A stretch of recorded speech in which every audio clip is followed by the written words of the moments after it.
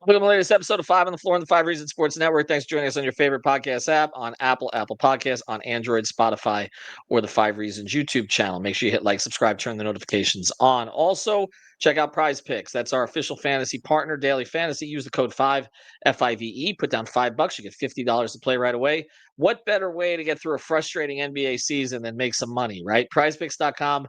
Use the code 5, FIVE. Legal in the state of Florida. You can play between 2 and 6 players together across the sports spectrum. Do everything from golf to hockey. It's all on there. But of course, you can also do NBA. So check it out. It's prizepicks.com. Also, check out Off the Floor. That's our Discord server. You need a place to vent. Go where you can find the most heat information and conversation and, yes, venting. Off the Floor. Link right here in the description. 10 different channels plus our exclusive stage shows. You can't find the content anywhere else. Again, it's Off the Floor. That's our Discord server. Go to subscribe today, bypass the Apple upcharge by clicking on the link, pay the $2.99, and you're in.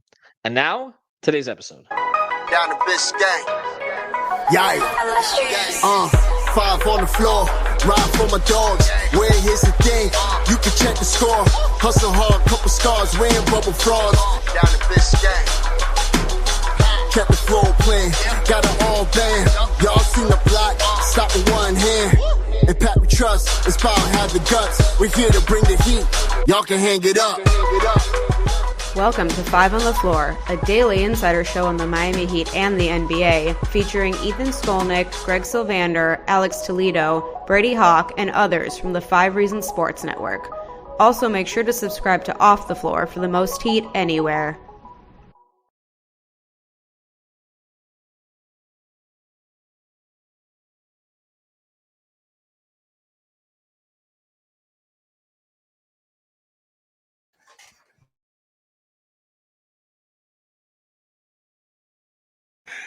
All right, if you're watching on YouTube, apparently nobody heard anything that I just said. Alex is going to clean that up for the podcast. Today's floor plan. See, this is how things are going for the Heat and for Five on the Floor lately. Today's floor plan, Alex Toledo. You follow me at Tropical Blanket. I'm Ethan J. Skolnick. You can follow me at Five Reasons Sports and at Ethan J. Skolnick on Twitter. We're coming to you from fake tropical locations because we're trying to get into Cancun, a Cancun state of mind here, Alex, because eventually that's where the season is going. We know that. However, typically the Heat over the past couple of years have had to go through a play-in before they get there. We're going to talk about the possibility of the Heat falling out of the play-in altogether, and whether or not there's any reasonable shot of that. Because as I watched that team play against Atlanta, that doesn't even look like a play-in team to me. But there are so many bad teams in the Eastern Conference that are trying to be bad, and we talked about all of those teams prior to the season, that it's not even clear that it's possible to get out of the play-in, even if you wanted to, which we know with the Heat, with their philosophy, don't. I know people are going to talk, Alex, of course, about the draft pick possibility. Let's just go over the draft pick situation. What's happening in Golden State, the Heat have no impact on whatsoever. Jimmy's happy. Apparently, it's the greatest organization he's ever played with for this week. The fifth marriage always works. And so he's been staying late. He's been showing up early, all that stuff. They're 5-1. And it does look like they're going to keep playing pretty well. And so that pick may not end up being what the Heat wanted it to be at the time that they acquired it. But it does look like they will probably get it this year because that pick is protected for the top 10 slots. So it does look like the Heat will have a pick. It could end up being in the teens or maybe even in the low 20s. Now, when we talk about draft picks, what we've got to be clear on is draft order is not determined by the playoffs. It's determined by the regular season. So that's a key thing. Golden State could go on and win a championship, but the Heat are going to get that pick based on where the Warriors finish in the regular season. The same applies for the Heat's pick. The Heat's pick, which is via the Clippers, but goes to OKC. The Heat's pick is protected for the top 14. So essentially, for them to keep that pick this year, they have to be one of the they have to be 17th, I guess, would be the number. Right now the Heat are 20th. So right now they would fall in place to get that pick, correct? That's the way we're looking at it right now, or no? So I confusing. believe so. It is Yes. confusing because the whole the play-in thing kind of makes it Right. confusing in my head for whatever reason, because I feel like we're just so used to the NBA a certain way, and it's like Yes. it kind of makes you question yourself a little bit. But I think as per our very scientific calculations that Yeah. at this point, yeah, that's the case. Well, we're both on vacation right now with the tropical locations in the background. So although you actually changed yours already, I can't because I'm actually doing this for my daughter's room. So if I end up putting anything for the background there, I'll never hear the end of it. But let's talk about the seriousness of whether or not they could actually fall out of the play-in entirely. So as we're speaking today, the Heat are going to host the Hawks, second of a home and home. They are currently tied with the Hawks. Okay, they're actually ahead, well, behind by percentage points, I guess. 46.6% for the Hawks, 46.4% for the Heat, because the Hawks are 27 and 31. The Heat are 26 and 30. That puts them in the 8th and 9th slots in the East. The 7th slot currently is owned by the Orlando Magic, who got off to a great start of the season, even with their core players hurt, with Wagner and Paolo Banchero hurt. They've come back and they haven't really played that well. They're 5-5 in their last 10. By the way, the Hawks are 5-5 in their last 10. The Heat are 3-7 in their last 10. So currently the Magic are in 7. The important thing to note here, Alex, is that some space has opened up between the teams in the playoffs and in the play-in. Particularly two teams that I don't think that most people expected to be up there at this stage, and that's one, Indiana, which I thought they would fall back a little bit this year. They have not. They're 32 and 24. They're firmly in the 5 spot. Okay, so they, and actually they're tied with the Bucks for 4th. So they got the Bucks and the Pacers 4 and 5. And then the Pistons, who are one of the hottest teams in the league, have won 7 in a row. Seem to, their young talent is starting to blossom here a little bit. And they're 8, like I said, 8-2 in their last 10, 32 and 26 overall. They have a 3.5 game lead over the Magic. So between 6 and 7. So behind the automatically qualify for the playoff slot, which is 6, and then the 7 spot, which is the first play-in spot. There's now a 3.5 game difference. But then you get again to the Magic at 29 and 30, the Hawks and the Heat a game and a half back, tied at 8-9, and the Bulls 4 back of the Hawks and the Heat at 24 and a half games behind the leaders in the East, 23 and 35 overall. And then you get to the Nets in 11, 21 and 36. This is embarrassing that they've made up ground on the Heat lately, frankly, because if you look at who they've been playing, and yet they're 7 and 3 in their last 10. And then the team that has been the biggest disappointment in the NBA, the Sixers, 20 and 37. They're currently in the 12 spot. They've lost 9 of their last 10. So I'm just framing all this to kind of show, as poorly as the Heat have played lately, losing 6 of 7 since trading Butler, they still can't fall out of the play-in yet because the East is so bad. They are still 4 games ahead of the Bulls in terms of being 8-9 versus 10. And then, and of course, in the play-in, 10 plays 9, 7 plays 8, 7-8 loser plays 9-10 winner. And that's how you determine the last 2 spots, the 7 and 8 spots. If I was to ask you right now, I say, Alex, will the Heat finish in the play-in? You will say what? Not a tough question. Yes. It's Yeah. almost like before, like, there was a path towards even, maybe the 4 or 5 bracket in the playoffs. Of course, people were aiming for the 6 seed just to get out of it this time. Like, that was what we were all talking about heading into the season. Boy, we were so naive. Now things have cleared up a little bit. Obviously, like, we're on the other side of the storm now, except there's no rainbow this time, unless your rainbow is just like, the potential of 2 lottery picks, which is fine. There's no judgment whatsoever when I say that. But as far as like the product on the court right now, yeah, like this is a play-in team. When you look at the standings, like you mentioned, the Pistons, man, like I knew like they had some nice young talent, but especially after losing Jaden Ivey, who was having like a really nice season for them, the fact that they've just kind of, kept on trucking despite everything, it's really impressive, man. I think it's almost undeniable at this point that the Heat are going to finish in the play-in. Now, there's certain things that could happen, of course, that could make it possible for the Heat to fall out. But those are things that you obviously don't want to see happen, which are injuries to your best players, right? I think maybe there's a case where they fall out without that happening, but I don't think it's likely at all. I think the Bulls, the way that they've been playing, they seem like they're going to be on the outs of the play-in, and the Nets are going to be in there somehow. So it seems like at this point, the best case scenario for the Heat is at the top of the plane, and the worst case scenario is they fall out. I don't think the fallout is very likely. I think the most likely path is they're probably the 8 or the 9 seed, and that's what it looks like right now. I think you're probably right, and it is kind of a sad state of affairs if you really think about it, because you're looking at Detroit, which, man, the 2 games they lost to the Pistons this year, I mean, think about those. There was the one game where Hero scored 40 and they lost, and then there was Jimmy's last great game with the Heat, where he had the triple-double with 35 points. They lost one of those games because Spoelstra called the timeout he didn't have. I mean, you look at those 2 games like that. To me, that seals it. You're not getting to 6. You've now lost to. You struggle with Indiana typically, and you got another game coming up with them. So I don't see a path. You're going to lose the tiebreaker to them, and then you additionally look at Milwaukee. You just had a winnable game against Milwaukee and blew that one. We saw what happened when they were down here. Same thing. So they're not getting ahead of any of those teams. They are not getting out of the plan. I just don't see any scenario. I don't see a 30-11 run. I mean, you don't even have that many games left at this stage. But I don't see this team gelling in a way. They don't score enough. They don't score enough consistently enough. We talk about them being so inconsistent, in terms of the 3. They don't have enough shot creation behind Tyler. They have some defensive pieces here. I think it's going to take a full training camp for them really to integrate everything that they want to do. So I can't see them moving up. But and this is the problem here for us trying to do a daily podcast and having to cover 15 home games in March or whatever it is. I don't really see a way they slip at the bottom either, unless Tyler and Bam are shut down.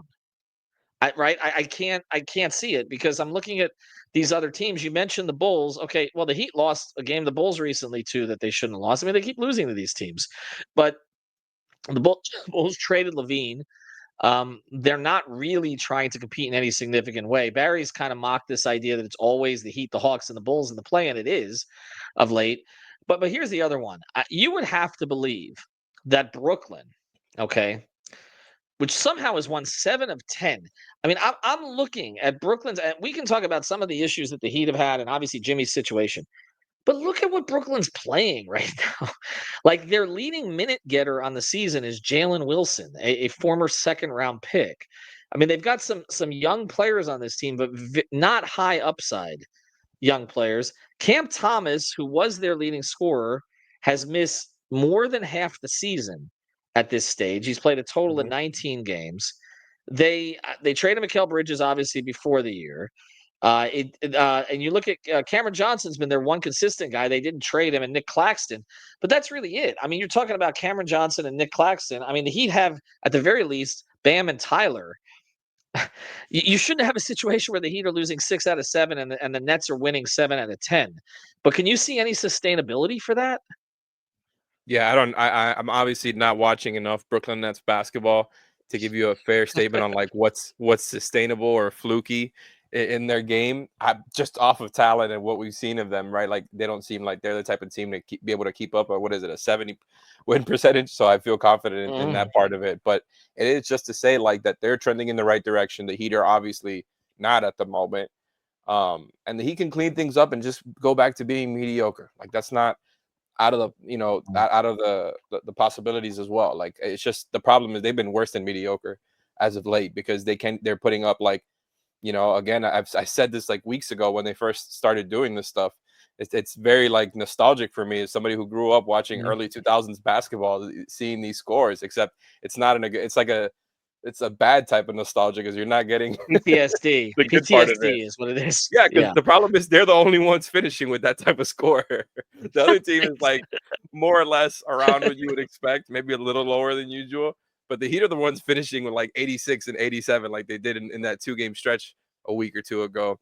It's making me lose track of time, frankly. But no, in all seriousness, it's just like they're not going to fall out of the play most likely, unless, like you say, they do something like that, which is not like I don't think any of us would have said, yeah, they're going to shut down Tyler. Yeah, they're going to shut down Bam.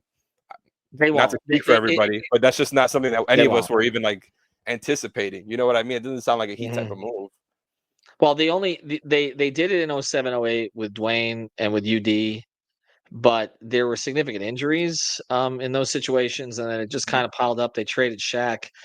They ended up winning 15. I don't think we're heading that direction. But I'm going through Brooklyn, and I will admit I don't watch Brooklyn Nets basketball on a regular basis either. I did see them against the Heat. I saw them beat the Heat on February 7th, 102 to 86.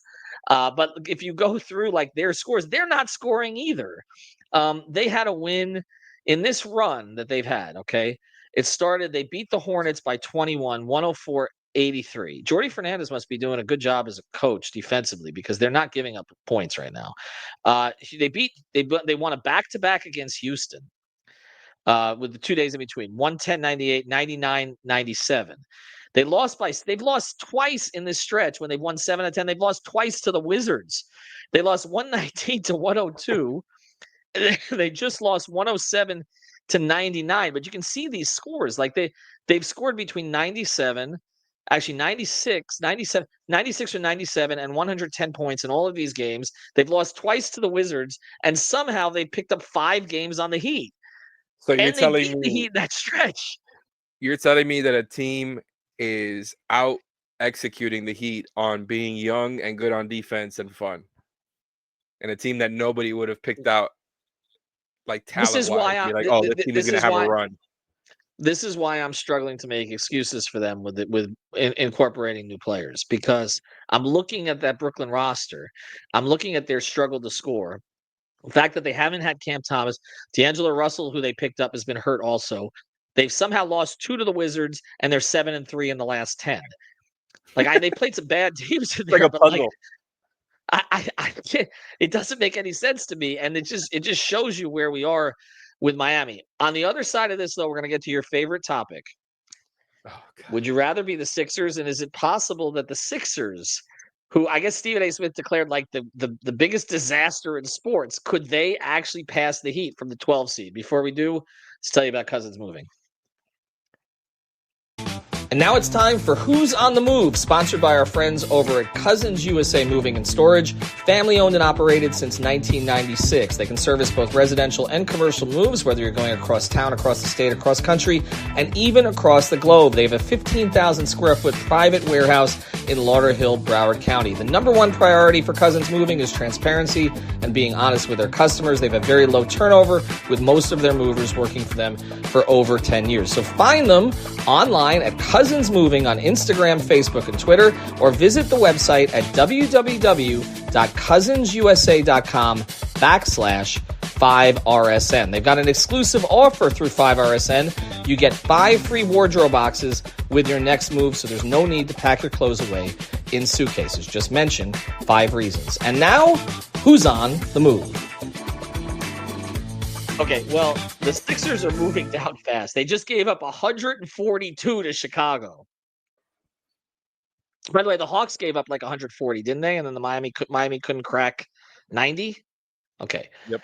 So they just gave up 100 the night after. 104, right? Okay, 142 to Chicago. They just gave up. Here are the Sixers' results in their last few games. The Sixers have given up at least 100, by the way, in 1, 2, 3, 4, 5, 6, 7, 8, 9, 13 straight games. They've lost 7 straight.